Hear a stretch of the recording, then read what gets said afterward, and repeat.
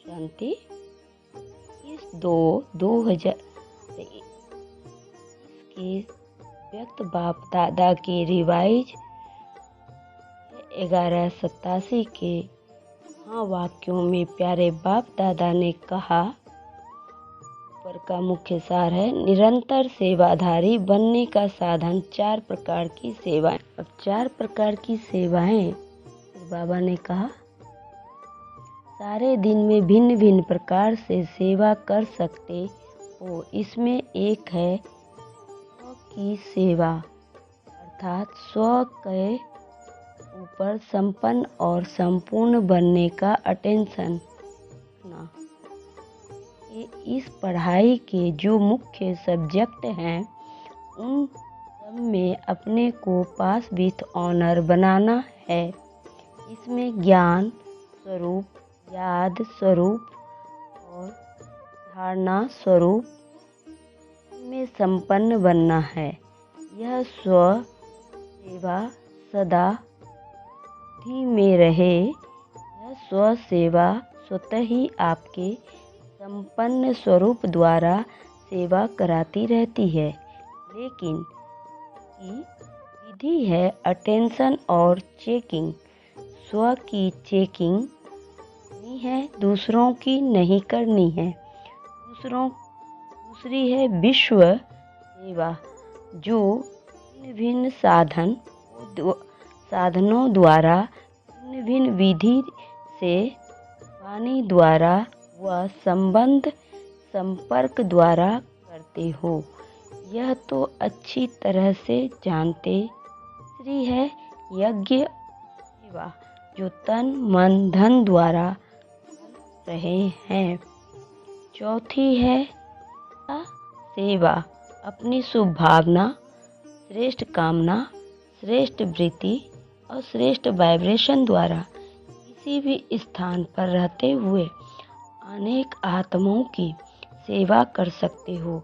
इसकी विधि है light house बनना।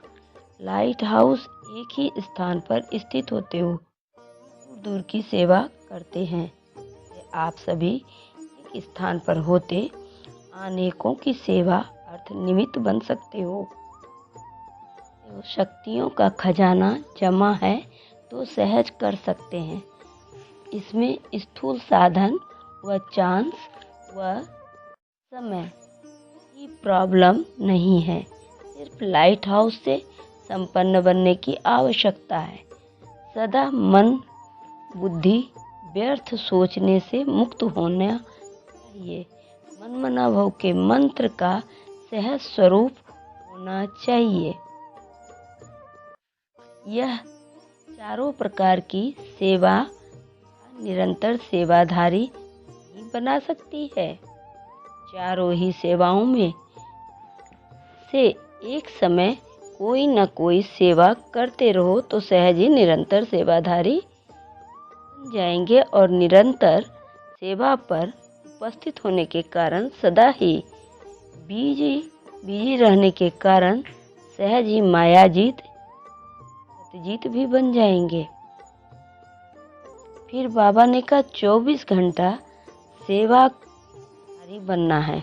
8 घंटे के योगी वह सेवाधारी नहीं, लेकिन निरंतर सेवाधारी। सहज है ना। और नहीं तो स्व की सेवा तो अच्छी है, जिस समय जो चांस मिले वह कर सकते। फिर बाबा ने कहा कभी बीज रूप का, कभी फरिश्ता स्वरूप का, कभी संपन्न मनन का, कभी रूहानी रिहान का, लेकिन स्थिति भिन्न भिन्न होते भी याद की सब्जेक्ट में निरंतर याद में गिनते हो।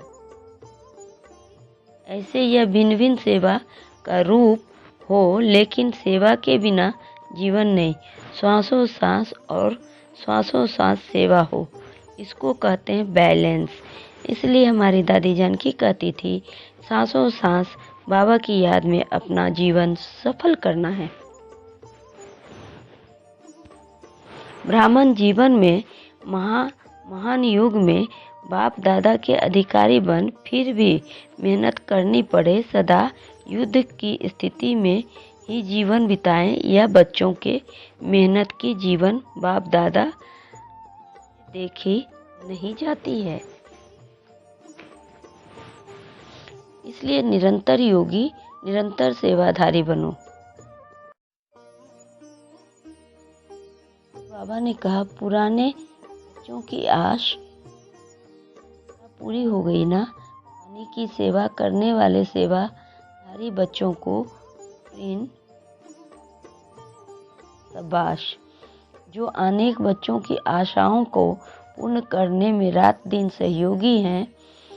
इंद्रजीत भी बन गए हैं, प्रकृति जीत भी बन गए हैं, तो मधुबन के सेवाधारियों को, चाहे प्लान बनाने वाले, चाहे पानी लाने वाले, चाहे आराम से रिसीव करने वाले,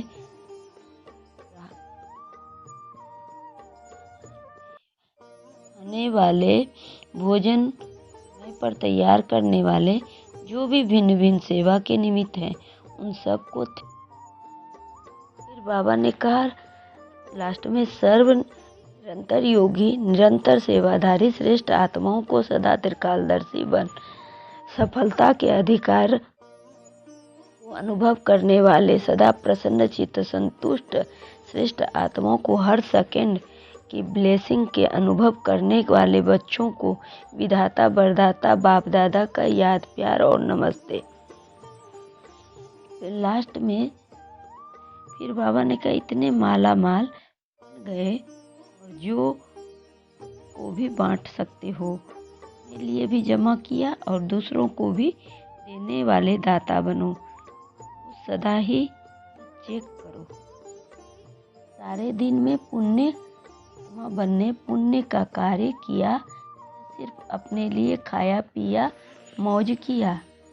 जमा करने वाले को समझदार कहा जाता है, जो कमाया और खाया उसको समझदार नहीं कहेंगे। जैसे भोजन खाने के लिए फुर्सत निकालते हो क्योंकि उसकी आवश्यकता है, ऐसे ही पुण्य का कार्य करना भी है, आवश्यक है। तो सदा ही पुण्य आत्मा हो, कभी कभी नहीं, चांस मिले तो कर नहीं, चांस लेना है, समय मिलेगा नहीं, समय निकालना है, तब जमा सकेंगे। दूसरे पॉइंट में कहा, बाबा ने कहा, सभी राजऋषि हो। राजऋषि अर्थात अधिकार और ऋषि अर्थात तपस्वी, माना तपस्या का बल सहज ही परिवर्तन होने का आधार है। कैसे होगा? जब परमात्मा की लगन से स्वयं को और विश्व को सदा के लिए विघ्न बना सकते हैं। विघ्न बनना और बनाना है, यही सेवा करते हो ना। फिर बाबा ने कहा, हिम्मते बच्चे मददे बाप। बच्चों की हिम्मत पर सदा बाप की मदद पदम गुना प्राप्त होती है। बोझ तो बाप के ऊपर है, लेकिन ट्रस्टी बन सदा बाप की याद से आगे बढ़ते रहो। बाप की याद ही छत्र छाया है, हिसाब सूली हुआ है, लेकिन बाप की मदद से कांटा बन जाता है। परिस्थितियां आनी है, क्योंकि सब कुछ यहाँ ही चुप हमें करना है, लेकिन बाप दादा की मदद कांटा बना देती है और बड़ी बात को छोटा बना देती है, क्योंकि बड़ा बाप साथ है। सदा निश्चय से आगे बढ़ते रहो। हर कदम में ट्रस्टी अर्थात सब कुछ तेरा मेरापन समाप्त हो जाएगा। गृहस्थी अर्थात मेरा, तेरा हो गया तो बड़ी बात छोटी हो जाएगी, और मेरा हो गया तो छोटी बात बड़ी हो जाएगी। तेरापन हल्का बनाता है, मेरापन मुझे भारी बनाता है। तब तो जब भी भारी अनुभव करो तो चेक करो कि कहाँ मेरापन तो नहीं आता है, तो मेरे को तेरे में बदली कर दो, उसी घड़ी हल्के हो जाएंगे। सारा बोझ एक सेकंड में समाप्त हो जाएगा। अच्छा, मीठे मीठे सिकिलधे बच्चों प्रति माता पिता बाप दादा का याद प्यार और गुड मॉर्निंग। रूहानी बाप की रूहानी बच्चों को नमस्ते। सदा रहो हंसते, बन जाओ फरिश्ते, चलते रहो परम धाम के रास्ते। शुक्रिया बाबा, पद्मा पदम, शुक्रिया बाबा।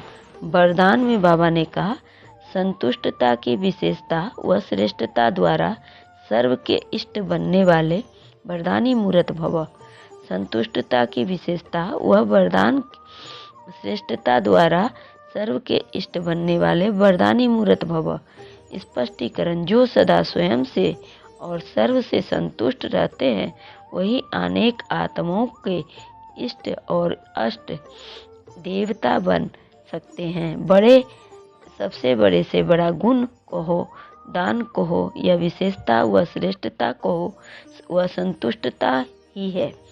संतुष्ट आत्मा ही प्रभु प्रिय, लोकप्रिय और स्वयं प्रिय होती है। ऐसी संतुष्ट आत्मा ही वरदान रूप में प्रसिद्ध होगी। अभी अंत के समय में महादानी से भी ज्यादा वरदानी रूप द्वारा सेवा होगी। फिर बाबा ने स्लोगन में कहा, विजय रतन वह है जिनके मस्तक पर सदा विजय का तिलक चमकता है हो। विजय रतन वह है जिनके मस्तक पर सदा विजय का तिलक चमकता हो। शांति। आज मास का तीसरा रविवार है, अंतर्राष्ट्रीय योग दिवस। सभी भाई बहनों को 6:30 से 7:30 बजे अपने 7:30 बजे विशेष योग अभ्यास से पूर्ण स्वरूप को इमर्ज करो और पूरे वृक्ष को, सर्व शक्तियों को साकार देने की सेवा हमें करनी है। ओम शांति, ओम शांति।